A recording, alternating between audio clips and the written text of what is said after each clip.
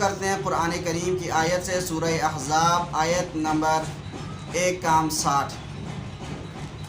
اعوذ باللہ من الشیطان الرجیم، بسم اللہ الرحمن الرحیم۔ یا ایھا النبی قل لازواجک وبناتک ونساء المؤمنین یدنین علیہن من جلابیبہن۔ ترجمہ: اے نبی صلی اللہ علیہ وسلم، آپ اپنی بیویوں سے اور اپنی صاحبزادیوں سے اور مسلمانوں کی عورتوں سے فرما دیجئے، جب مجبوری کی بنا پر گھر سے باہر جانا پڑے تو اپنے چہروں کے اوپر بھی چادر کا حصہ لٹکا لیا کریں۔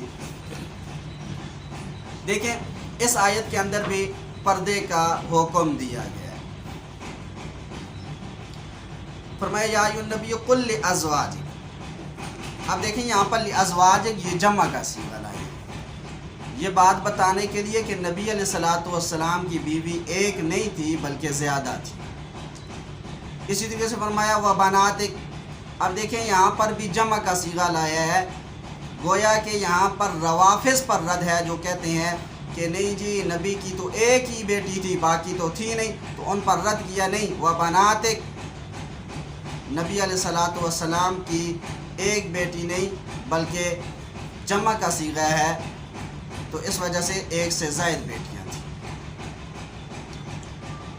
تو بعض حضرات یہ بات کہتے ہیں کہ نہیں جی اصل میں روافض میں سے کہ اس میں دیکھیں وبناتک کہہ کے یہ عام عورتوں کو خطاب ہے، کیونکہ امت کی جو بیٹیاں ہیں تو یہ بھی نبی علیہ الصلوۃ والسلام کی روحانی بیٹیاں ہوئیں جو عورتیں ہیں، تو لہٰذا ان کو خطاب ہے۔ ہم کہتے ہیں دیکھو ونساء المؤمنین، یہ ان کے لیے علیحدہ طور پر مستقل طور پر الفاظ موجود ہیں، تو اس سے پتہ چلتا ہے نبی علیہ الصلوۃ والسلام کی ازواج ان کے لیے علیحدہ طور پہ لفظ بولا گیا ہے، اور نبی علیہ الصلوۃ والسلام کی بیٹیوں کے لیے علیحدہ طور پر لفظ بولا گیا ہے، اور جو عام عورتیں ہیں جو نبی علیہ الصلوۃ والسلام کی روحانی بیٹیاں ہیں ان کے لیے علیحدہ طور پہ لفظ بولا گیا ہے، تو لہٰذا آپ کی بات ٹھیک نہیں ہے۔ ونساء المؤمنین، تو اب دیکھیں اس میں پردے کا حکم دیا ہے۔ اللہ کے نبی صلی اللہ علیہ وسلم گھر میں تھے، ایک مرتبہ حضرت عبداللہ ابن ام مکتوم، یہ نابینا صحابی تھے، یہ گھر میں آئے تو ازواج مطہرات بھی تھیں، تو اللہ کے نبی صلی اللہ علیہ وسلم نے فرمایا کہ عبداللہ ابن ام مکتوم آئے ہیں تو آپ پردہ کریں۔ تو ازواج مطہرات میں سے کسی بیوی نے یہ بات کہی کہ یہ تو نابینا ہیں، یہ تو دیکھ ہی نہیں سکتے، تو اللہ کے نبی صلی اللہ علیہ وسلم نے فرمایا وہ تو نابینا ہے، کیا تم بھی نابینا ہو؟ یعنی وہ اگر نہیں دے سکتے تم تو دیکھ سکتی ہو نا، تو لہٰذا پھر بھی تم پر پردہ ضروری ہے، تو پردہ کرو۔ تو اس وجہ سے پردے کا لحاظ کرنا چاہیے، خیال رکھنا چاہیے۔ فائدہ اس آیت سے چند امور ثابت ہوئے۔ اول، اللہ کے نبی صلی اللہ علیہ وسلم کی بیویوں اور صاحبزادیوں کے لیے دیگر مسلمان عورتوں کو بھی پورا بدن اور چہرہ ڈھانپ کر نکلنے کے حکم میں شریک فرمایا گیا ہے۔ اس سے بھی ان لوگوں کی خام خیالی کی واضح طور پر تردید ہوتی ہے جو یہ باطل دعویٰ کرتے ہیں کہ پردے کا حکم صرف اللہ کے نبی صلی اللہ علیہ وسلم کی ازواج مطہرات کے لیے مخصوص تھا۔ نمبر دو، پردے کے لیے چہرے پر چادر لٹکانے کا حکم ہے، اس سے ان کم علم اور گمراہ تجدد پسند لوگوں کے دعووں کی تردید ہوتی ہے جو کہتے ہیں عورتوں کو چہرہ چھپا کر نکلنے کا حکم اسلام میں نہیں ہے۔ دیکھیں آپ ٹی وی بیٹھیں، نیٹ پہ آپ دیکھیں، میں نام نہیں لیتا، بہت سارے ایسی عورتیں بھی ہیں اور مرد بھی ہیں جو کہتے ہیں نہیں چہرے کا پردہ تو نہیں ہونا چاہیے، چہرے کا پردہ تو اسلام میں ہے ہی نہیں ہے۔ تو حالانکہ اگر دیکھا جائے، اگر باقی پورے بدن کا اگر پردہ ہے اور چہرے کا نہیں ہے تو یہ بات ذہن میں رکھ لیں، سب سے خطرناک چیز وہ چہرہ ہے عورت کا، تو اس وجہ سے چہرے کا پردہ بھی یہ بہت ہی ضروری ہے۔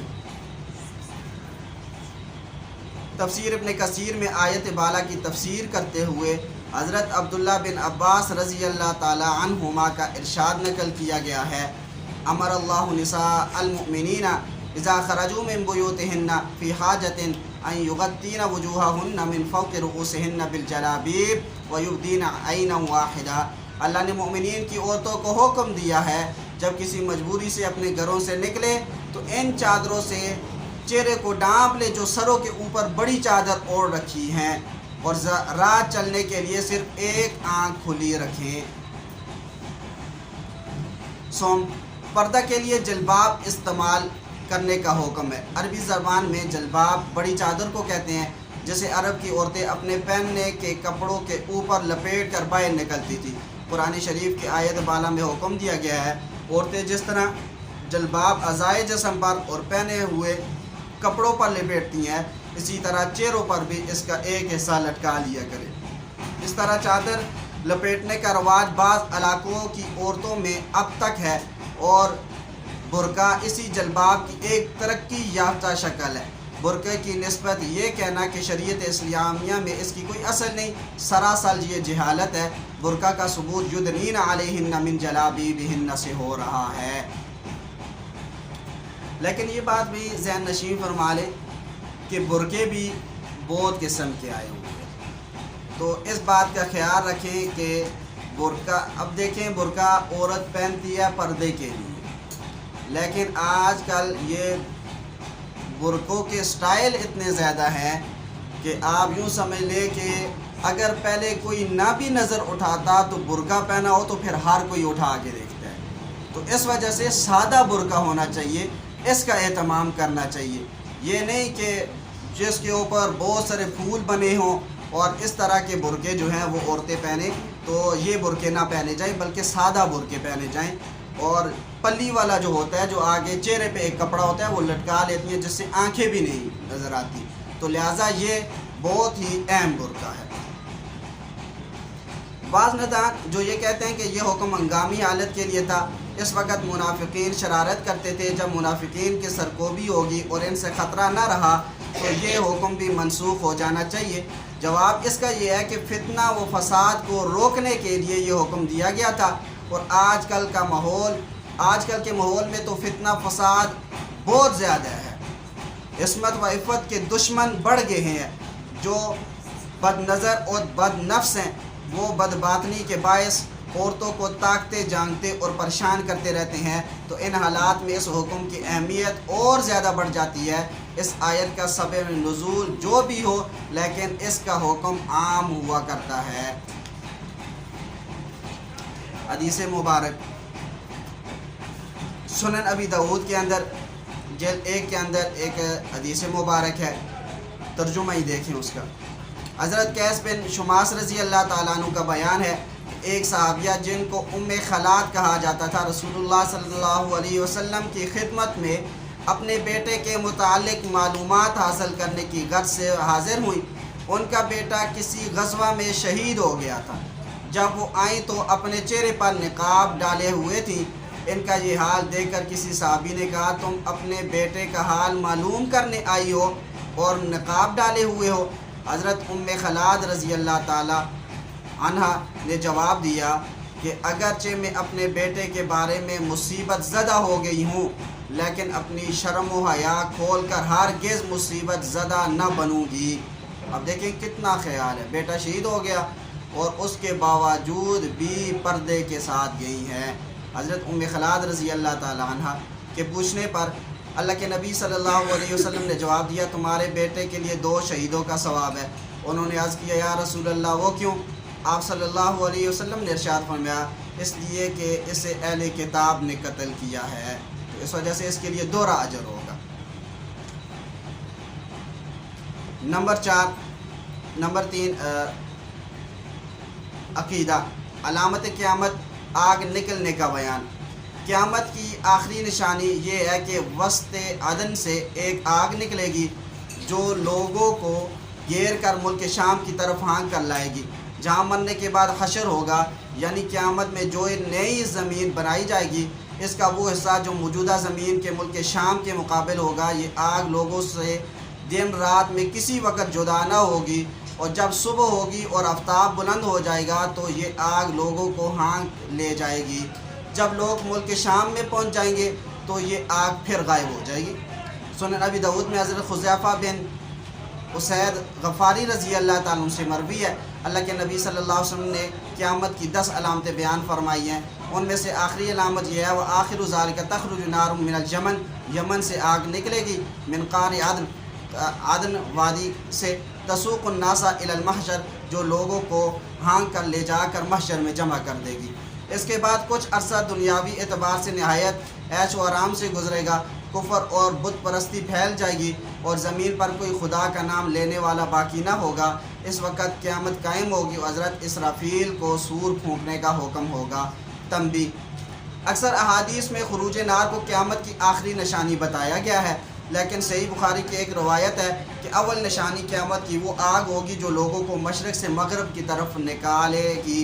इन दो रिवायतों में तत्बीक ये है, गुज़िश्ता अलामतों के एतबार से ये आखिरी निशानी है, लेकिन इस एतबार से कि इस अलामत के ज़हूर के बाद अब दुनिया की कोई चीज़ बाकी ना रहेगी, बल्कि इसके बाद मुत्तसिल नफ़ख़ सूर वाक़ई होगा, यानी सूर फूंका जाएगा, तो इसको अव्वल निशानी इस वजह से कहा गया।